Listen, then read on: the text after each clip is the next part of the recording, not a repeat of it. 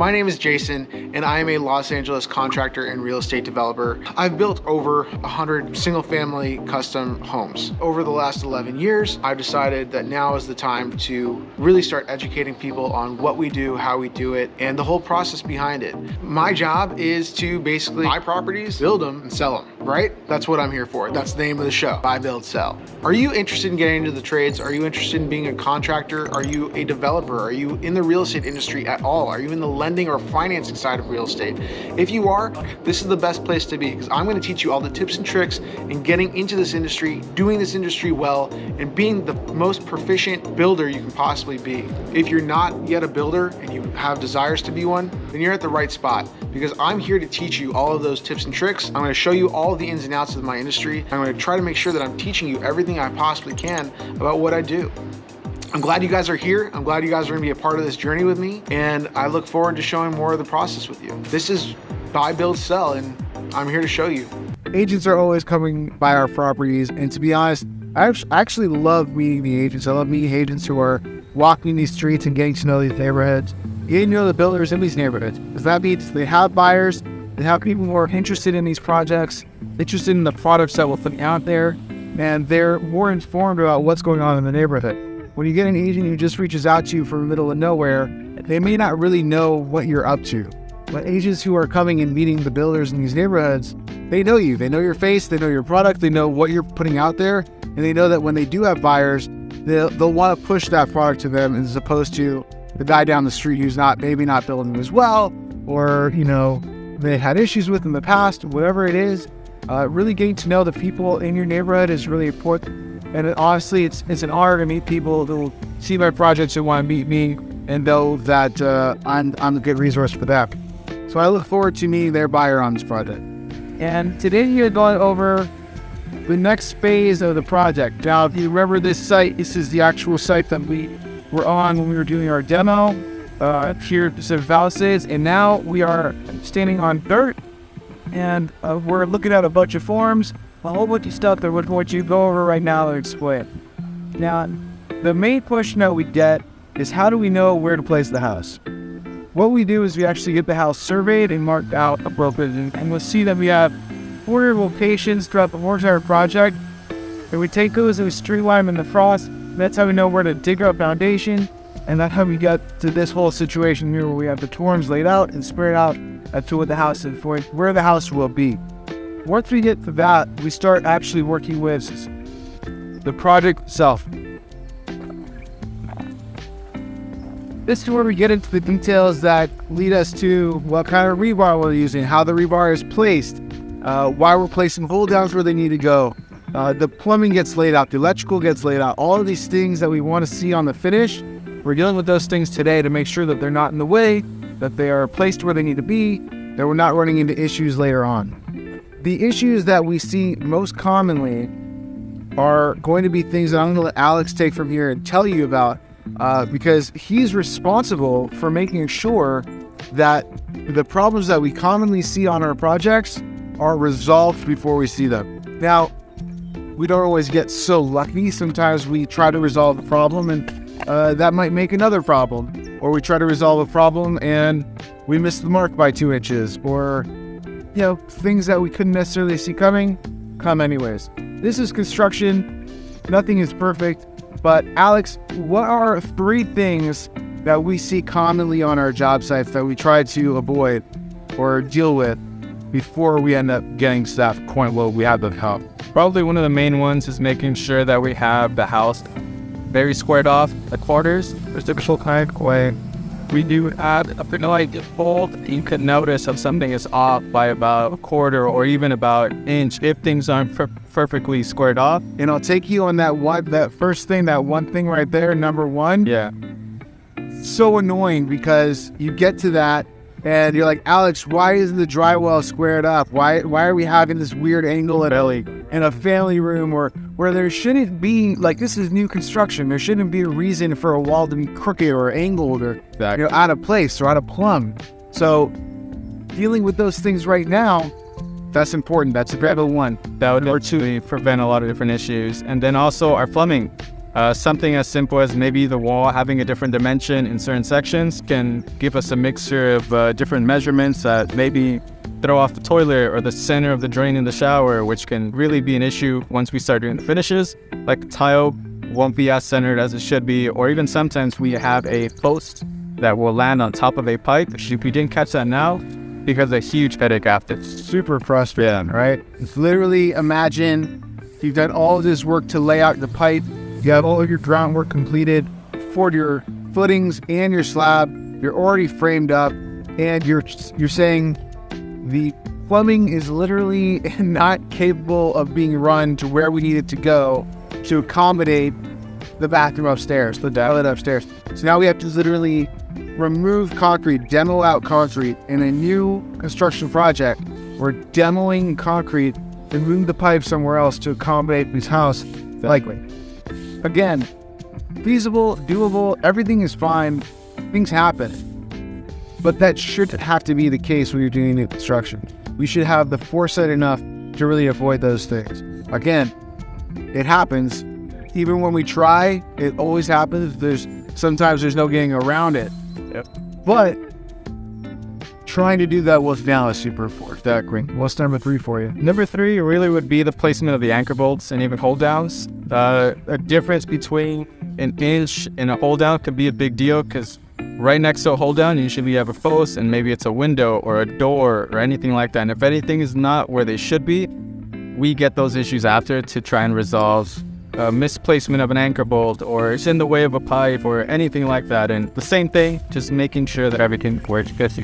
To look ahead and see if there's any issues that are going to hit us in the finishes, really. Because those things are resolvable in the end. Yes. But why are you giving yourself more work? Why are you making it more complicated, more time, more money? What if they just get it right the first time? Exactly. Right? Yeah. We put a lot of effort and energy into getting things right the first time to avoid those corrections, right? We want to do as much as possible. And all of those things are literally, as we're looking here, before we're pouring concrete, this is the day before the pour. We are literally looking at this site going, okay, what can we fix today so we don't have to resolve tomorrow? That's what we're here for today. We look at everything. We check all of the risers, all of the plumbing that's coming out of these walls. We're measuring. Here we have the tape. Alex takes a tape measure, and he'll set it right there in the corner of the form, right down to the pipe, and where you can see where it's coming to. Yep. You'll check right there, and you see, okay, we're at 16 feet. So let's say a foot and a half in from the 16 feet. We'll check the plans. You go to see how to lay it out now. The plan's laid out here. We'll actually take those measurements. We'll go through that whole entire plan to make sure that pipe is just missing where it needs to be. And we can see that we'll have a hold down right beyond that pipe here. And that's where the window will end up going. So we know that we're going to be avoiding that situation where we be taking care of that, where we're not sitting here going, man, we should have, would have, could have. Exactly. Like that's what today is all about. Something that we can also talk about today is the deepened footings. What is the reason that we're doing deepened footings? Oh, we have deepened footings here because of the actual grading itself of the site. I know for most of the jumps that we've done, they will require us to keep like R&R, remote or compact.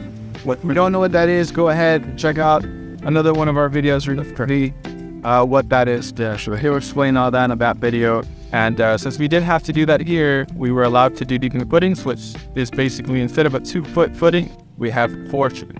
So it goes deeper, and it just gives us that extra strength that we wouldn't have if we had a R&R. That deeper footing gives us more support in terms of supporting both sides of the soil and allowing us to make sure that our slab is not going to move, right? When you have 2 ends that are deepened beyond normal soil, you're not going to have any lateral movement. So that slab is going to stay exactly where it needs to go. The reason why you would do the recompaction is because you want to be into recompacting soil that's definitely not moving anywhere. Because this is not a recompact, this is existing soil, dug out beyond the normal depth 2 inches below what we would 2 feet. Sorry, so we would dig it out 2 feet below where we would normally go, and we're going to pour it in with that rebar in place, get that structurally sound, so we know this house is not going anywhere, no matter how much rain and landslides are happening in California. Let's talk about elevation. Another thing that's really important to do when we're starting our projects is consider the elevation of where the new home will be. Choosing the existing home as a marker doesn't really do us any good. We're talking about a brand new slab, brand new foundation, and markers that have nothing to do with what's been existing. So we want to make sure that, if we have the ability to, obviously, it always depends on what the site's allowing us. But we may have a normal slope of the garage to the driveway, to the sidewalk. Are we going to, if we're setting our pool, is our pool going to be too high? Is it going to be too low? What our side yards are going to look like? Are we going to have to backfill too much? Or are we going to have to put special drainage because of the way that we're setting things? So elevation is a really important factor. What are some things that you've noticed about this house or that you think elevation plays a street? Number one would definitely the elevation of where the house is placed, because we will basically go based off of that to make sure that the pool ends up in the same elevation as exterior concrete that we can afford for a set patio. And we don't want that pool to be an inch too high or inch too low. Yeah, we're making sure that the concrete is sloping exactly to where it is at. So those are things that we want to make sure we check as they give our markers surveyed. So that's one of the most important things. We like the backyards, like we have to backdrop. Yeah, especially we went with the highest point that they gave us. So with that, the yard tends to be a bit lower, as the grading of the yard is lower than the house itself. So we have to have that go in that area to make sure we can bring it up to grade and make sure that everything flush throughout every. And the city does give us allowances, so they do, if you know the codes well enough, you know that you can get 18 inches of backfill without actually getting a permit for it. If you can get garden walls that allow you to backfill that 18 inches if there's nothing to backfill against. So there are codes that allow us to do this in a way that's actually appropriate with the city guidelines, and allows us to make sure that when someone buys this property, they're walking into a perfectly pristine project that was done with thought and purpose, as opposed to, they really didn't think through how the house is going to handle rain and what puddles are going to be lining up against my door, and, God forbid, any of it. So it's really important to really think through this process as we go through it, not just as we go through it, but before we're going through it too. So at every step, at every juncture, we're constantly wondering, how is this going to affect our project, and what can we do to avoid any of the issues that we're foreseeing? Alex, is there anything else that we should know about this project at this juncture? As of right now, no, just be ready for the floor. It's going to be great. See these sleeves right here. They're going through the footings.